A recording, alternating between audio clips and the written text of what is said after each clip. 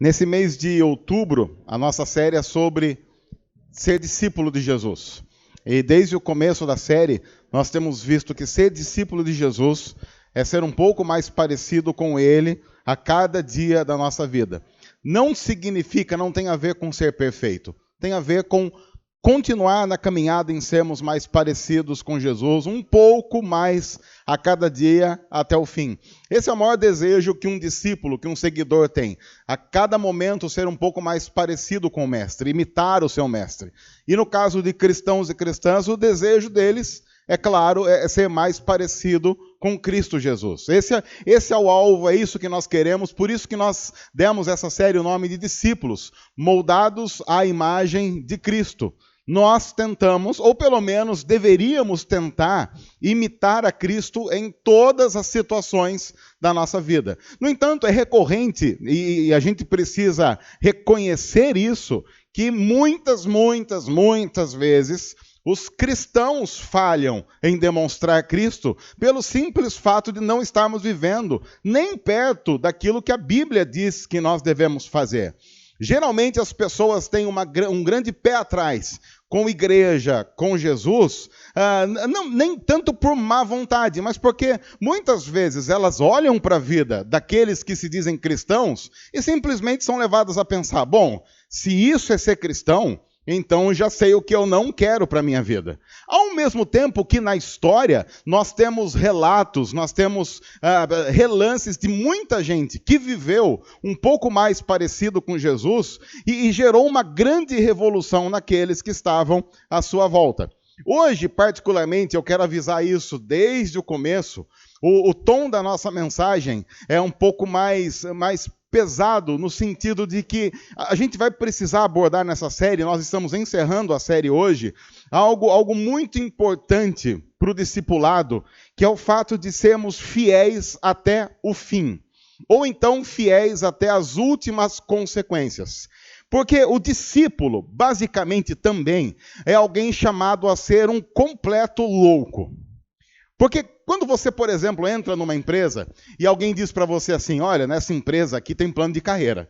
Então, se você entrar aqui e você trabalhar, a gente tem um bom plano de carreira. Você pode chegar, você pode chegar um dia a ser o CEO aqui da empresa. E aí você começa a trabalhar duro, você quer ser promovido. E, de repente, se você trabalhar bem, em, 200, 300 anos, você chega a ser o CEO daquela empresa por merecimento e por a palavra meritocracia e por todas aquelas coisas que a gente conhece bem. 200, 300 anos, quando você estiver quase se aposentando, aí você já chegou a ser o CEO. E plano de carreira, muita gente tem isso.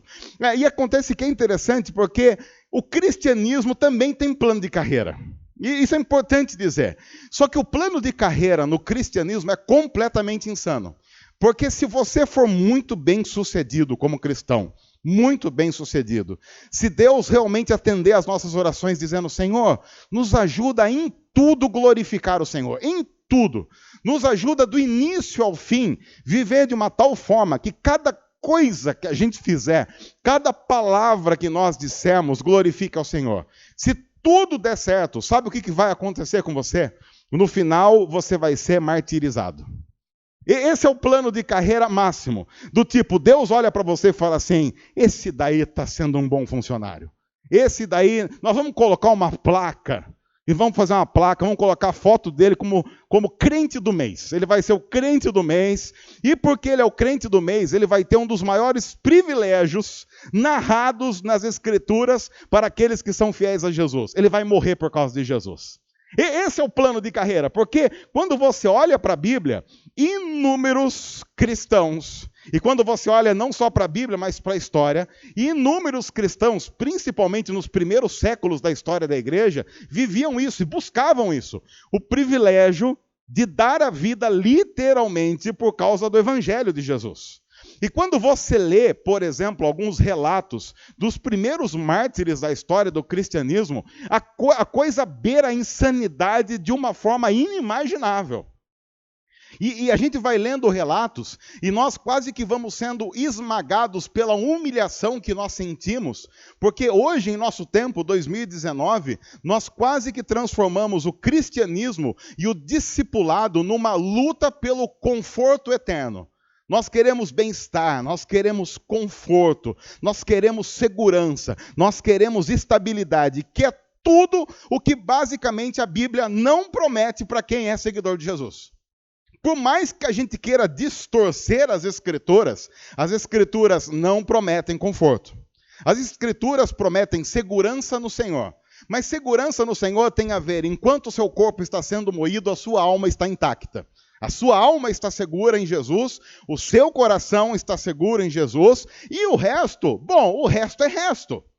Se há uma coisa que a Bíblia não incentiva para os seus seguidores é escolha uma boa zona de conforto e fique ali. Não, a Bíblia sempre nos chama a viver num profundo limite.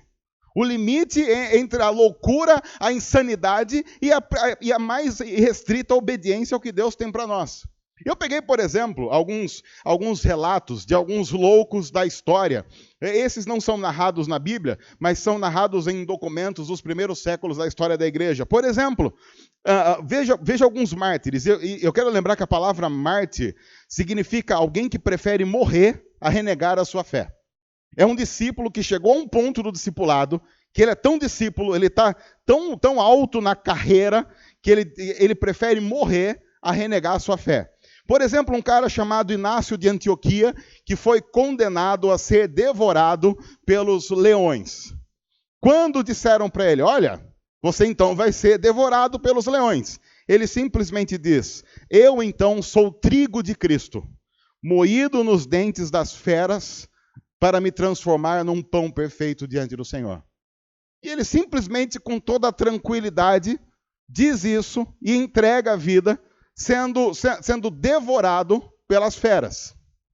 Ou então um outro cara chamado Policarpo de Esmirna, um senhor de idade, 86 anos. E então ele estava sendo incentivado durante o seu julgamento a renegar a Cristo, a negar a fé, a dizer que Cristo não era Cristo, que Cristo não era o Senhor. E então esse homem de 86 anos, sendo torturado, sendo instigado a renegar a sua fé, simplesmente diz, eu, há 86 anos, sirvo a Cristo e ele nunca me faltou. Como é que eu vou renegar aquele que me salvou? Há 86 anos eu sirvo a Cristo e ele nunca me faltou. 86 anos. Imagine alguém de 86 anos sendo torturado e com toda a sanidade dizendo, eu não vou renegar a Cristo. Há inúmeros outros relatos, e eu vi um outro de um cristão que era apenas conhecido como o Romano. A gente não tem foto dele, a gente não tem relato dele, porque muito provavelmente esse nem era o nome dele, era apenas um apelido. Alguém provavelmente, um romano que se converteu ao cristianismo e que ficou conhecido como, é o romano lá que é cristão. Alguns relatos históricos, principalmente num livro chamado Livro dos Mártires, diz que como ele não parava de pregar enquanto ele era torturado, porque enquanto ele era torturado, e isso diante de algumas pessoas, ele pregava. Ele sendo torturado e pregando, sendo torturado e pregando. Então, a autoridade presente que estava assistindo aquela tortura, deu ordens para que a boca dele fosse esmurrada, de uma tal forma que todos os seus dentes fossem quebrados, para que ele ficasse com uma dicção ruim. E isso exatamente aconteceu dessa forma. Ele foi agredido, todos os seus dentes foram arrancados à pancada, e ele pregava, e ele pregava.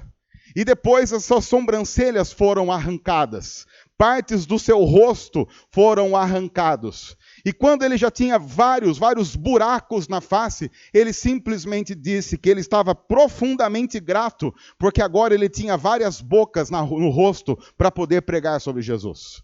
E então a autoridade disse, mas eu quero mostrar para você como essa sua pregação não está adiantando de nada. E chamou para frente um menino que estava ali, uma criança de 7 anos. E disse para aquela criança, o que você acha do que esse cara está dizendo? E aquela criança disse, Jesus é Senhor. Eu creio que Jesus é Senhor. E então a autoridade disse, a mãe desse moleque está aqui, E a mãe se apresentou e disse, eu estou aqui.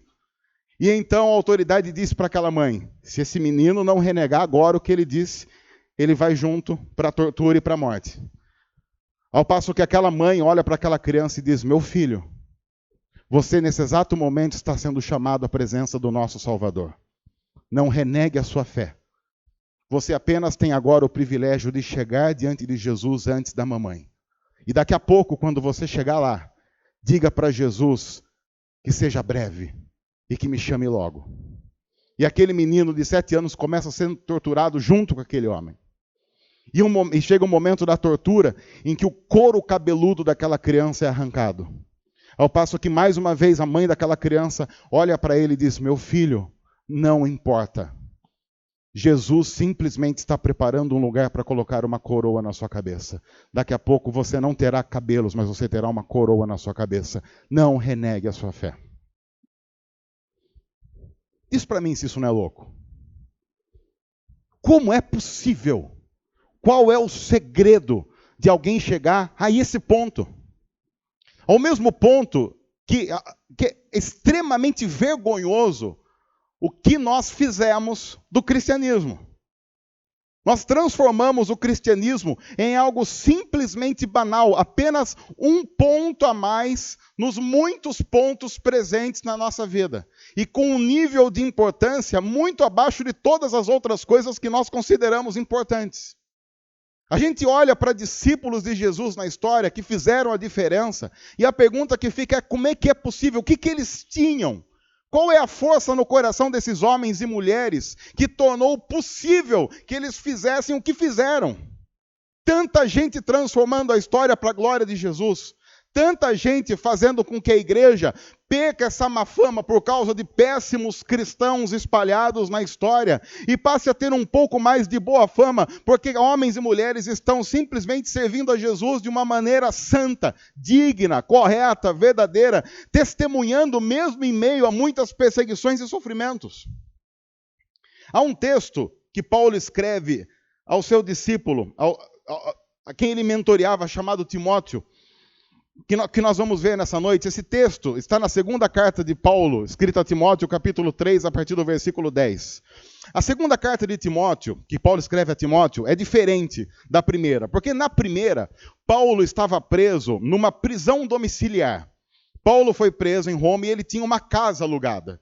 Era mais ou menos, muito mais ou menos parecido com aqueles presos de tornozeleira do nosso sistema político, tá ligado? Em que o cara ele fica preso, mas ele fica preso assim, preso, mas com um relativo conforto. Por exemplo, no nosso sistema político, o político quando é preso com uma tornozeleira, ele é obrigado a ficar em casa. A casa dele tem 600 quartos, 700 jacuzzi, quadra de tênis, cinema. Ele não pode ir para a pizzaria, ele monta uma pizzaria em casa. Ele não pode ir para a churrascaria, ele monta uma churrascaria em casa, um parque de diversões. Mas ele é obrigado a ficar ali, vivendo uma vida sofrida, tendo que comer picanha todo dia. Ela não aguenta mais comer picanha. Então, eu estou brincando. Claro que a prisão de Paulo não era isso. Mas a primeira prisão de Paulo é uma prisão domiciliar. Ele aluga uma casa e não pode sair dessa casa. A segunda prisão já é totalmente diferente. Ele é jogado numa masmorra fria, num lugar fétido, horrível. Tanto é que demora um bom tempo para os seus amigos descobrirem onde ele está preso. Porque ele é levado às pressas, ninguém avisa, demora para saber onde Paulo está. E Paulo, então, no fim da vida, está numa condição deplorável. E é nessa época que Paulo escreve a segunda carta a Timóteo, que nós vamos ler uma parte. Então, o clima é mais pesado, tem tensão no ar, coisas ruins estão acontecendo. E Paulo já sabe, pela experiência, que ele não vai sair vivo da cadeia. Que ele vai ser condenado à morte e ele vai passar pelo martírio, o que realmente acontece pouco tempo depois que esse texto é escrito. Lembrando que a tradição diz que Paulo acabou sendo decapitado pouco tempo depois de escrever essa carta. Então, nessa carta, Paulo vai basicamente dar as suas últimas palavras, as suas últimas instruções. E então ele diz exatamente isso para Timóteo.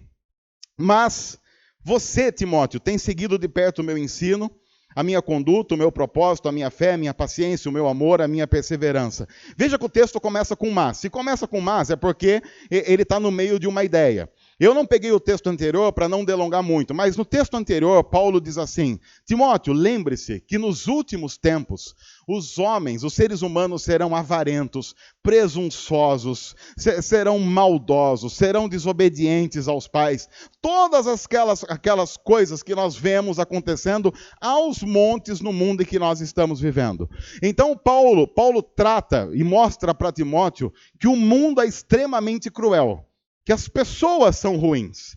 Mas Paulo está dizendo, como nós vivemos num mundo cruel, em que as pessoas são ruins, é óbvio que quando nós trazemos essas pessoas para a igreja, a tendência é que a gente continue tendo tendências pecaminosas. O fato de nós fazermos parte de uma igreja, se você está aqui pela primeira vez ou se você está aqui há 10 anos, não muda um fato. Nós temos uma tendência a querer fazer o que é ruim. Se alguém faz mal para a gente, a tendência natural é, vou devolver com um mal maior ainda. É aquela coisa de irmão. O irmão dá um tapa, a gente devolve com 2 tapas. E aí tem que fazer a tréplica com 3 tapas. Daqui a pouco estão os irmãos rolando no chão, se estapeando até não querer mais. Essa é uma tendência natural que nós temos. Então Paulo trata isso e narra isso. Timóteo, nos tempos finais, conforme os seres humanos forem vivendo, eles vão se tornando ruins, piores. A gente tem uma tendência a piorar se não cuida do nosso coração. E aí ele diz, mas você não deve ser esse tipo de gente. Você não deve ser esse tipo de pessoa. Porque, Timóteo, se você é um discípulo de Jesus, e você tem notado na minha vida como é ser um discípulo de Jesus, você precisa agir de uma maneira diferente. Não para se mostrar melhor. Porque o desejo do discípulo nunca é se mostrar melhor do que ninguém, mas mostrar a beleza do nosso mestre. Por que nós queremos viver de um jeito melhor? Para mostrar como Jesus é. É uma forma de viver de um jeito que as pessoas olhem para o nosso jeito de viver e reconheçam que só pode ser Deus, porque pessoas normais, vivendo de um jeito normal, não fariam isso.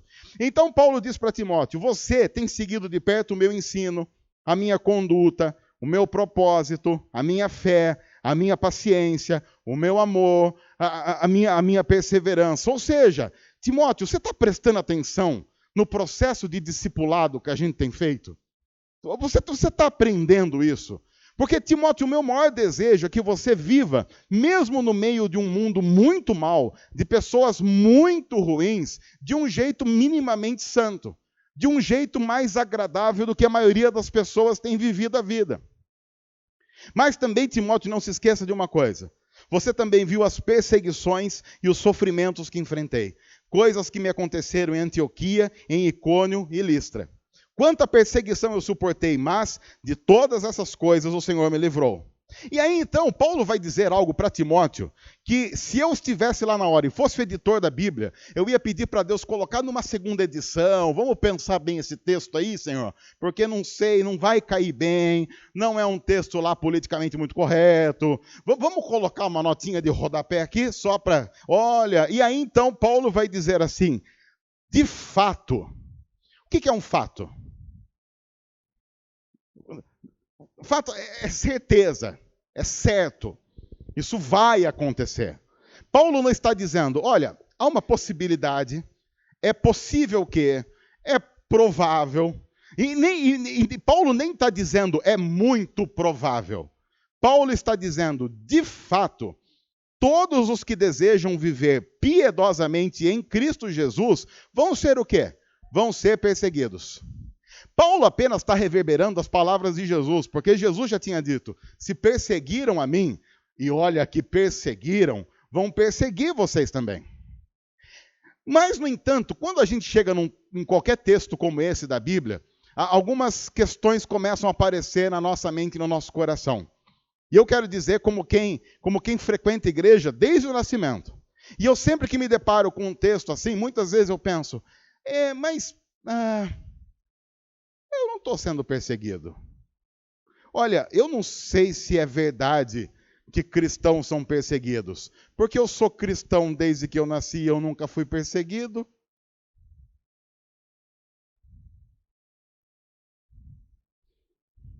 alguma coisa nessa equação está errada. Ou o nosso jeito de ser discípulo, ou a Bíblia. Porque a Bíblia diz o seguinte: quem viver piedosamente em Jesus vai ser perseguido. A Bíblia afirma isso. E nós temos 99% dos cristãos que frequentam a igreja domingo após domingo dizendo assim: eu nunca fui perseguido. É nesse momento que a gente tem que decidir algo. Ou a Bíblia errou, ou nós estamos fazendo algo errado. Agora, quando a gente pensa em perseguição, não pense apenas no fato de alguém passar uma faca na sua garganta pelo fato de você ser um cristão. Pense, por exemplo, em algumas situações diárias. Você trabalha e você diz a partir de hoje: nunca mais, por ser um seguidor de Jesus, eu vou mentir no meu trabalho. Provavelmente a perseguição não vai vir na forma de morte, mas vai vir na forma de desemprego. E você vai ficar famoso como o cara que ninguém deve contratar, porque se precisar, você não mente para a empresa. Se você precisar vender um produto que você sabe que vai ser ruim para o alvo da empresa, e a pessoa que você vai atender perguntar assim para você: mas esse produto vai ser bom para mim? Você vai dizer o quê como um discípulo de Jesus? Oh, quer saber a verdade? Não. A gente está só empurrando porque eu tenho que bater meta. Mas se eu fosse você, nunca que eu comprava um negócio desse. Tem produto muito melhor no mercado. Mas eu só estou falando que o cara falou para falar, mas é mentira, viu? Você dura quanto no trabalho? Você vai ser perseguido. Porque daí chega para o chefe e fala assim: não, chefe, mas é que eu sou seguidor de Jesus. Ele manda você e Jesus para a rua. Ele vai simplesmente dizer para você: então manda Jesus colocar comida na sua mesa. E o pior, a gente vai começar a mentir porque vai pensar assim: Jesus não vai colocar comida na minha mesa. Simplesmente é assim que vai acontecer. Porque a Bíblia diz: pessoas que querem viver de maneira piedosa, vivendo na maneira correta, vão ser perseguidos. E nós vivemos uma época em que nós mentimos e fingimos discipulado. Nós somos discípulos do conforto, conveniência, tranquilidade e sossego, porque nos causa absurdo temor e tremor imaginar perder tudo ou qualquer coisa que nós temos por causa de um tal Jesus. É angustiante para nós imaginar ter que mudar, por exemplo, a casa onde eu vivo, com os confortos que ela traz por causa de Jesus. Há muitas outras facetas. Por exemplo, eu conheço uma pessoa que chega para o seu pai e diz assim: pai, você sabe que eu não gosto de algumas coisas. Aí, e como eu falei, deixa eu dizer abertamente. Tem uma menina que eu conheço, que quando ela vai para essas festas de criança e começa a tocar porcaria de funk, ela simplesmente sai do recinto e fica num canto. Porque eu não sei se você sabe, agora em festa de criança toca funk.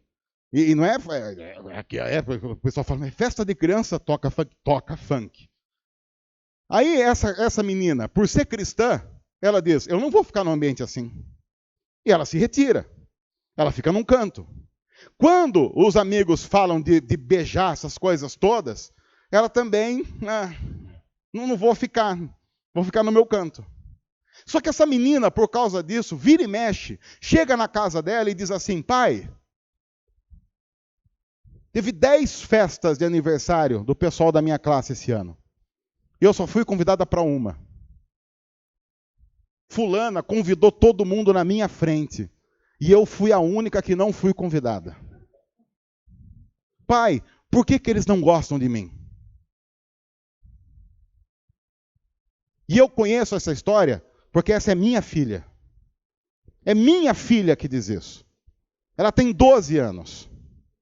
E eu, como pai, tenho que explicar para minha filha de 12 anos: filha, não é de você que eles não gostam, é do nosso Jesus. Eles não gostam de Jesus. Porque eles preferem se vender nessas besteiras desse mundo do que ser fiel a Jesus. E pessoas fiéis a Jesus vão ter que pagar esse preço. No entanto, nós vamos ser felizes por causa disso. Porque se Jesus está fazendo com que a gente sofra por causa dele, isso para nós é um prêmio. Nós acabamos de ser promovidos. E promoção a gente celebra. Promoção a gente festeja. A gente agradece quando somos promovidos. Só que nós vivemos num mundo em que celebra promoções falsas. Nós, cristãos, vamos celebrar promoções que nos levam a caminhar com o Senhor e que tem a ver com a eternidade. Aqueles que querem viver piedosamente em Cristo Jesus vão ser perseguidos. E talvez nós precisemos urgentemente, em nosso país, de cristãos desejando mais perseguição. Não porque nós somos masoquistas, mas porque nós queremos ser mais parecidos com Jesus.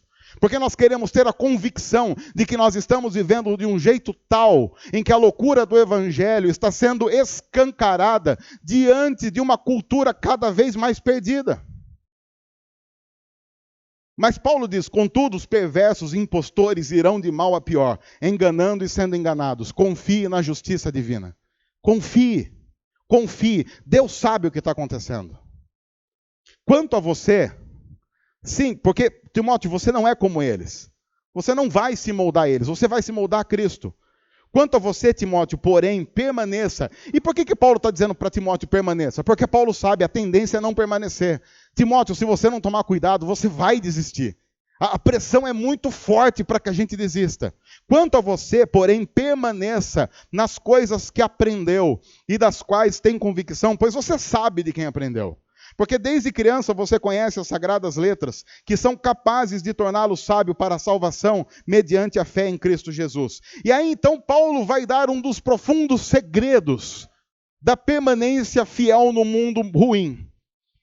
Paulo diz, Timóteo, não se esqueça de uma coisa, toda a Escritura, toda a Bíblia é inspirada por Deus e útil para ensinar, para repreender, para corrigir e para instruir na justiça, para que o homem de Deus seja apto e plenamente preparado para toda boa obra. A fé na palavra de Deus é imprescindível num mundo como esse em que nós vivemos. Acontece que, claro, há muita concorrência com a Bíblia. Tem muita coisa em quem nós somos convidados a acreditar nesse mundo que nós vivemos. Ainda mais numa cultura que cada vez mais acredita que a Bíblia é um livro ultrapassado, com mensagem ultrapassada, para gente fraca que não entende muito do mundo real. No entanto, o maior problema não está no fato de que pessoas que não conhecem a Bíblia falem mal da Bíblia. O maior problema se dá quando aqueles que conhecem a Bíblia simplesmente vivem como se a Bíblia nunca tivesse existido. Quando alguém chega para mim e diz assim, olha, você viu o que fulano falou da Bíblia? E eu penso, mas fulano é cristão? Ah, não é. Mas qual o problema dele ter dito isso da Bíblia? Ele não é cristão? Ué, eu mesmo, se eu não fosse cristão, eu garanto para você, diria impropérios sobre a Bíblia. Por quê? Isso não tem nada a ver comigo. É simples. A pessoa nunca prometeu seguir a Bíblia. Nunca. Imagine se eu chegar para uma pessoa que nunca prometeu seguir a Bíblia e fale para ela assim, olha, mas você não segue a Bíblia. Eu vou falar, mas eu nunca prometi isso. É verdade. O problema é que nós vivemos numa época em que muitos cristãos que foram batizados, fizeram a profissão de fé, porque quando você vai ser batizado em qualquer igreja, vai fazer a sua profissão profissão de fé em qualquer igreja, o que você tem que dizer? Você tem que responder a seguinte pergunta, você crê que a Bíblia é a palavra de Deus e vai seguir a palavra de Deus como seu guia de vida? Sim. O meu problema está no fato de que nós cristãos estamos falhando naquilo que nós prometemos. Porque nós vivemos uma época em que nós somos tentados a acreditar muito mais na cultura que nos cerca do que no Deus que nos cria e nos sustenta. É uma crise profunda de fé que nós temos. Os mártires da história não apenas tinham conhecimento da palavra, mas eles tinham visto Cristo. E isso dava a eles uma força profunda, uma convicção inabalável. E aí então Paulo continua. Timóteo, na presença de Deus e de Cristo Jesus, que há de julgar os vivos e os mortos, por sua manifestação e por seu reino, eu o exorto solenemente. Se você crê que a Bíblia é o que a Bíblia diz que a Bíblia é, então pregue a palavra. E esteja preparado a tempo e fora de tempo. É interessante porque Paulo não cai naquela ladainha assim, eu não vou falar porque às vezes não é conveniente falar. Conveniente para quem? A pergunta que eu sempre faço quando alguém diz, sabe, eu não falo muito porque às vezes não é conveniente. Para a gente nunca é.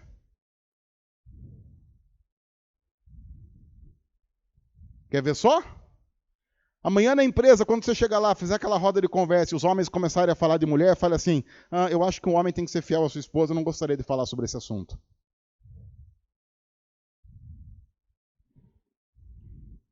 Ou sei lá, tô chutando aqui, hein?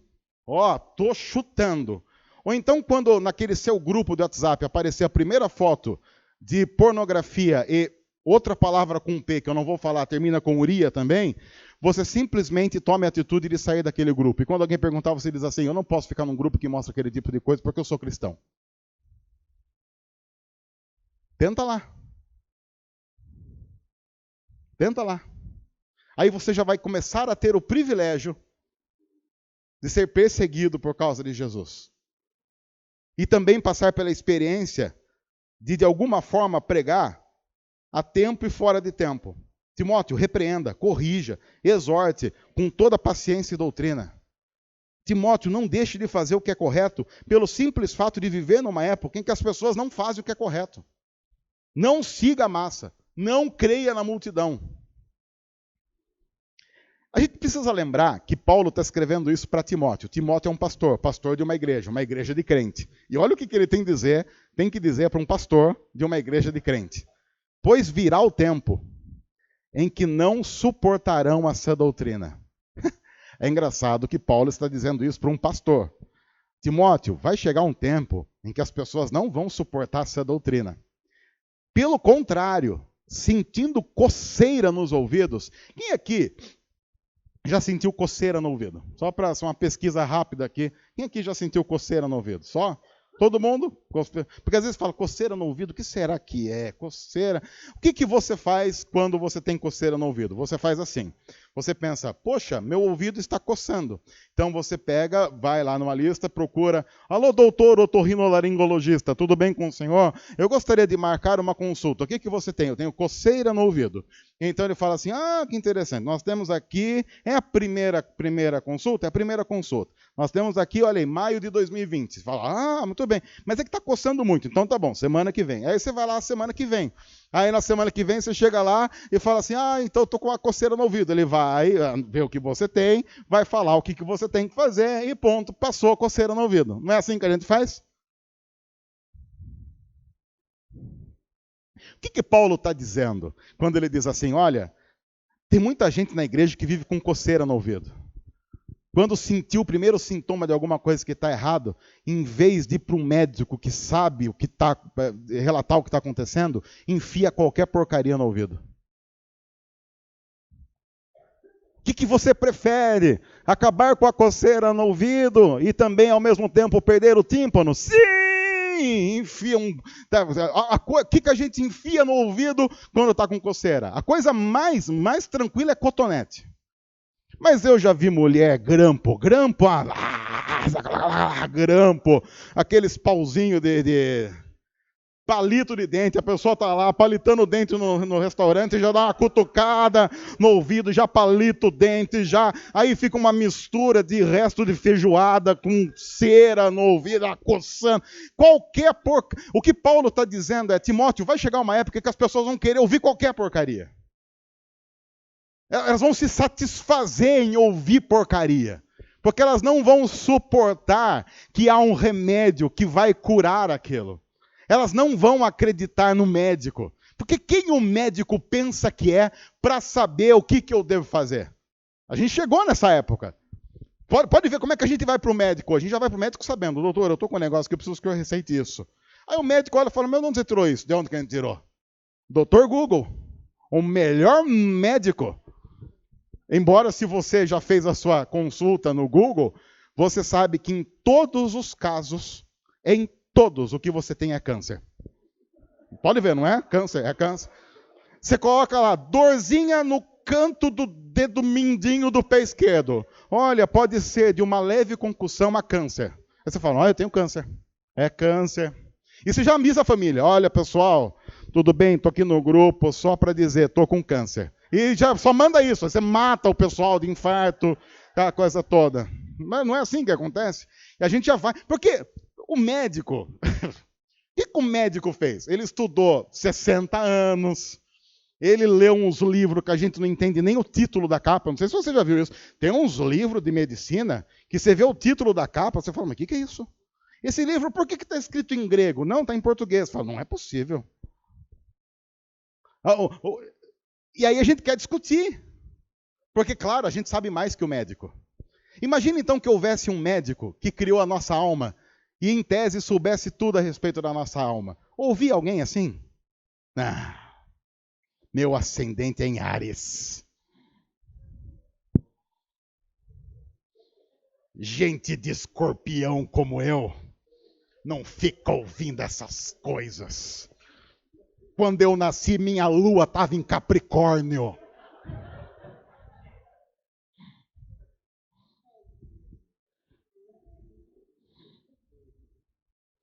Vocês ficam tirando sarro, mas eu não tenho crise de quem não é cristão e fica bravo comigo por fazer essas brincadeiras com horóscopo. Não tenho nenhuma crise, porque se a pessoa acredita em horóscopo e eu faço uma brincadeira, ela, em tese, ela tem o direito de se ofender. E eu vou dizer, poxa, foi uma brincadeira no contexto cristão, porque o que eu fico assustado é que tem cristão que fica ofendidíssimo. Que é isso? Se ele não fosse pisciano, só... eu ia ver só o que eu faria.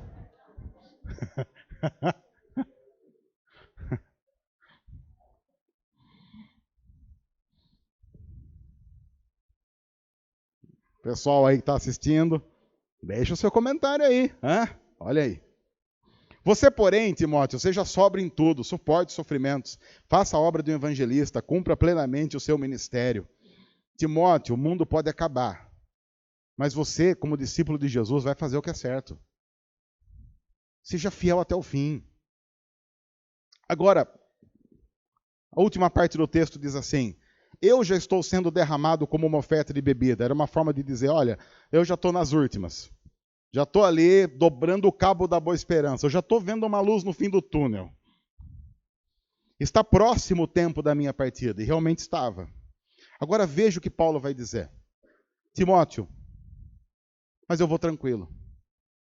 Porque eu combati o bom combate.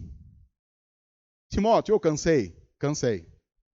Mas a pior canseira é aquela que a gente cansa sem ter valido a pena. Todas as vezes que eu fui dormir cansado, Timóteo, eu fui dormir com a convicção de que eu servia a Deus. Eu combati o bom combate. O ruim é você lutar e descobrir no final que a luta era idiota. Isso que é ruim. O complicado é saber que a gente estressou, mas estressou por aquilo que não devia estressar. Isso que é ruim. Timóteo, se você fizer como eu fiz, você vai chegar no fim, e eu estou no fim. A minha vida está acabando. Mas eu tenho uma convicção. O combate que eu combati foi bom. E aí, então, ele vai dizer uma segunda coisa. Eu terminei a corrida. É engraçado que Paulo não fala em que posição ele terminou a corrida. Porque para ele não importa a posição, importa ter terminado. Quem aqui, agora, desculpa até falar de um assunto que talvez vocês não saibam muito, seja um pouco mais a minha especialidade. Quem aqui já correu uma maratona? Eu não sei porque quando eu falo desse tipo de coisa, vocês começam a rir. Não tem... Alguém aqui, alguém aqui já correu uma maratona? 42 quilômetros e alguma coisinha? Aí tá vendo? Quer dizer, vocês são iguais a mim. Vocês sabem, eu nunca corri também. Mas, se você já assistiu uma maratona na linha de chegada, porque é lá que pessoas como eu ficam, na linha de chegada, esperando, tomando uma cerveja, ali, tranquilo, comendo um torresmo, enquanto as pessoas estão chegando. Os atletas de ponta, por exemplo, vão chegar lá com 2 horas e pouquinho. Então, como é que funciona mais ou menos a chegada dos atletas de ponta de uma maratona? Chegam lá, pelo menos assim, 50 africanos, aí depois chegam uns 30 europeus, uns 10 asiáticos, em 100º chega um brasileiro. Aí depois vai chegando nós, que são aqueles caras que pensaram assim, Nossa, se eu me livrar desse infarto, eu vou mudar de vida e vou correr uma maratona. Começa a chegar o pessoal mais parecido com a gente, quem foi curado de alguma coisa e resolveu mudar de vida. E aí, a partir da terceira hora, é a família festejando o cara que está chegando, aquela coisa. E o interessante é que o pessoal festeja muito. E tem muita gente que chega lá no número 2.000, 3.000, que festeja mais do que quem chegou em primeiro. Porque numa maratona, a coisa mais importante, o que é? É terminar. Terminar é que é legal. Poder simplesmente dizer, eu corri uma maratona. Até porque, quando você estuda corridas de longa distância, tem um negócio chamado bater no muro. O que é bater no muro? É um momento que você está correndo, e na maratona isso acontece entre o quilômetro 30 e 35 em média, em que você está correndo, e você, em um determinado momento da corrida, você tem literalmente a sensação de que você bateu de frente com um muro. Que é um momento em que o cérebro, ele simplesmente começa a mandar a seguinte ordem para você. Para o que você está fazendo porque você é louco. Então você começa a ter dores absurdas, você começa a sentir, não dá mais. E os atletas dizem, se você bate no muro e consegue mais 1, 2 quilômetros, então você tem a certeza, você vai terminar a maratona. Porque depois de bater no muro, se você continuou, você vai chegar lá. Alguns outros estudiosos dizem que o organismo, ele simplesmente faz você bater no muro, sabe quando? Quando você chegou exatamente à metade da sua capacidade. Então, se você está lá no quilômetro 35, bateu no muro, o seu organismo está dizendo, olha, esse cara aí, se a gente não fizer ele parar, ele vai correr mais 35, ele vai morrer. Então, no 35, ele te dá a notícia, ó, só tem mais 35 aí, então vamos parar agora.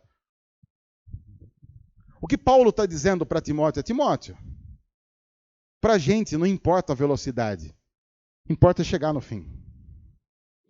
Na cultura em que nós estamos inseridos, os mais fortes são valorizados. Na cultura do reino, os fiéis são valorizados. Os fiéis nem sempre conseguem correr tão rápido. Alguém fiel à sua esposa não precisa pular muros.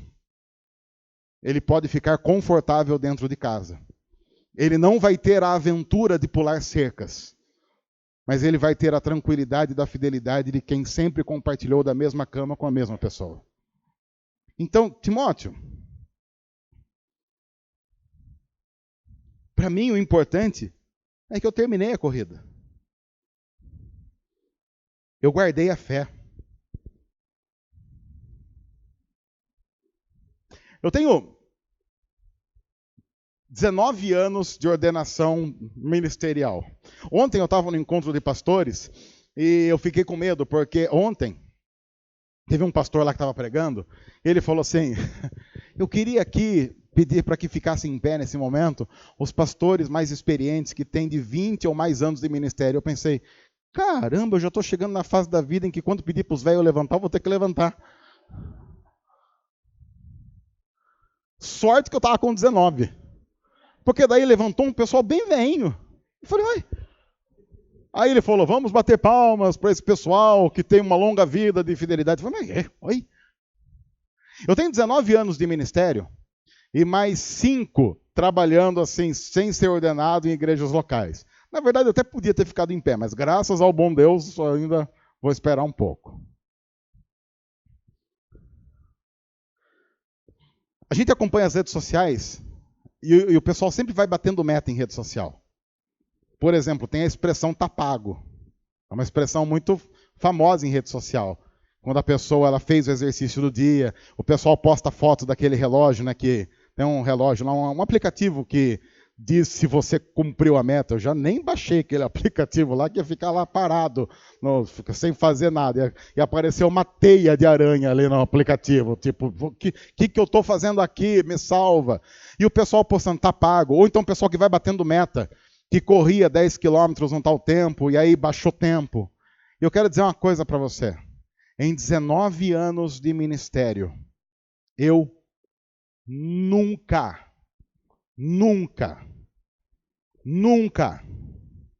vi alguém postando uma Bíblia aberta em Gênesis 22, em Apocalipse 22, dizendo assim, tá pago. Li a Bíblia inteira esse ano. Nunca. Nunca. 19 anos de ministério. Nunca. Nunca vi ninguém colocando uma agendinha de oração, uma foto de uma agenda de oração e dizendo assim: tá pago. Orei por todo mundo que tem o nome nessa agenda. Nunca. Nunca.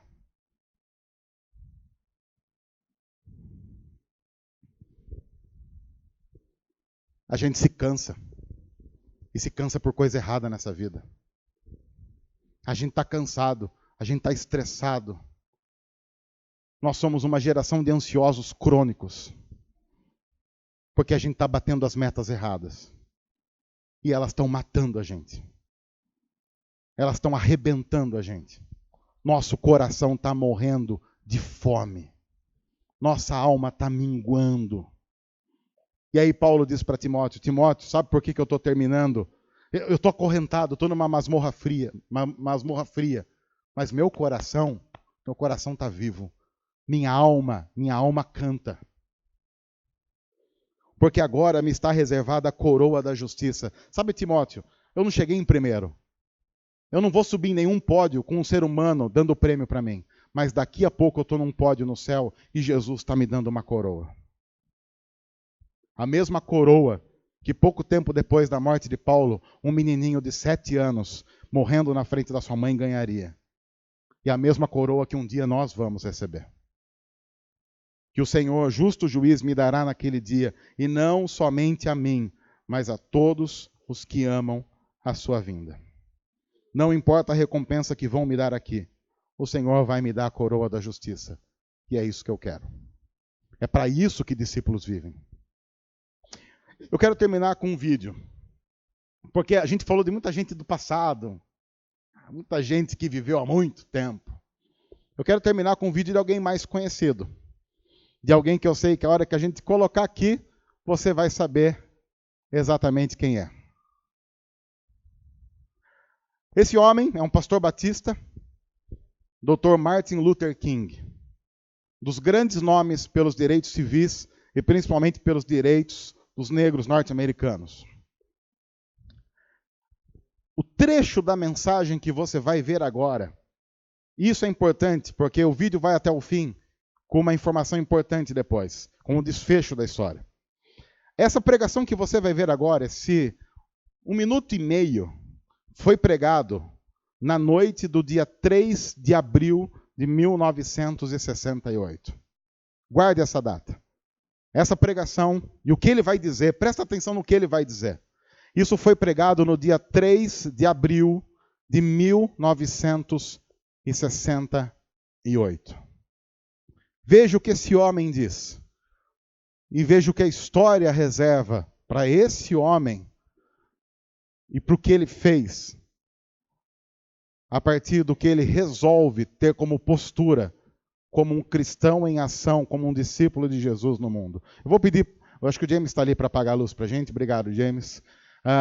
Primeira frase, ele já vai dizer: bom, agora eu já não sei o que vai acontecer, mas tem coisas mais interessantes para frente.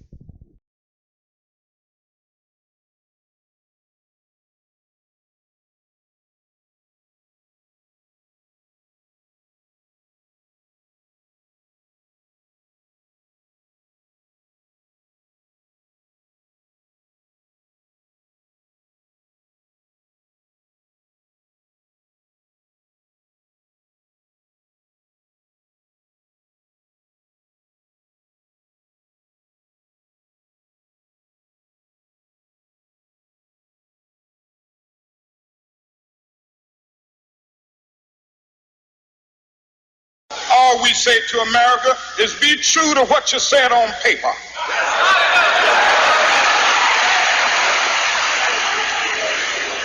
If I lived in China or even Russia or any totalitarian country, maybe I could understand some of these illegal injunctions.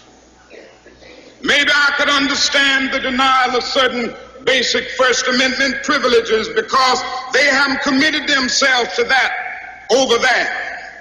But somewhere I read of the freedom of assembly. Somewhere I read of the freedom of speech. Somewhere I read of the freedom of press. Somewhere I read that the greatness of America is the right to protest far right.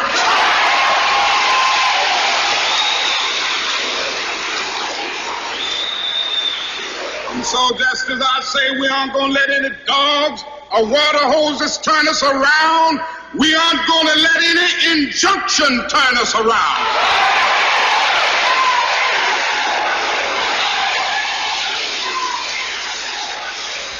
Well, I don't know what will happen now. We've got some difficult days ahead. But it really doesn't matter with me now because I've been to the mountaintop. I don't mind. Like anybody, I would like to live a long life. Longevity has its place. But I'm not concerned about that now. I just want to do God's will. And He's allowed me to go up to the mountain. And I've looked over and I've seen the promised land. I may not get there with you, but I want you to know tonight that we as a people will get to the promised land.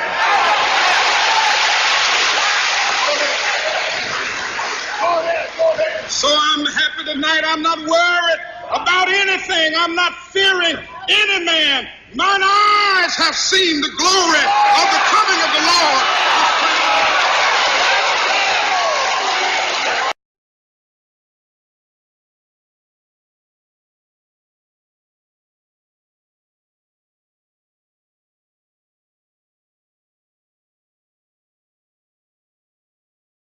Um homem que no dia 3 de abril, à noite, prega: eu já não tenho mais medo. Os meus olhos já viram a terra prometida. Eu não temo mais nada. E que no dia seguinte, pela manhã, recebe a coroa da glória. Um mártir do nosso tempo, mostrando que em qualquer tempo, em qualquer época, cristãos podem ser fiéis e transformar a história para a glória de Jesus. Nós somos o povo chamado a vislumbrar a terra prometida. E quem olha para a terra prometida não tem medo de absolutamente mais nada.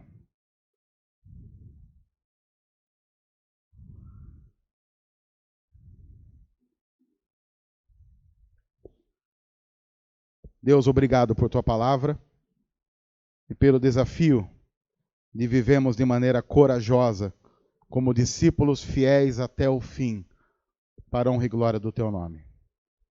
Ajuda-nos a fazer isso, Pai. Ajuda-nos a viver assim, numa cultura tão complicada, em uma época tão difícil. Ajuda-nos a viver e glorificar o Senhor. Em nome de Jesus. Amém. Olá pessoal, tudo bem? Você pode abençoar muito o nosso ministério fazendo o seguinte: se inscrevendo em nosso canal, deixando o seu joinha aqui embaixo, comentando e compartilhando essa mensagem com outros. Vai abençoar muito o que nós temos feito aqui e vai fazer com que outras pessoas possam ser transformadas pelo amor de Jesus através da mensagem do Evangelho. Deus abençoe, obrigado, que Deus cuide de cada um de nós.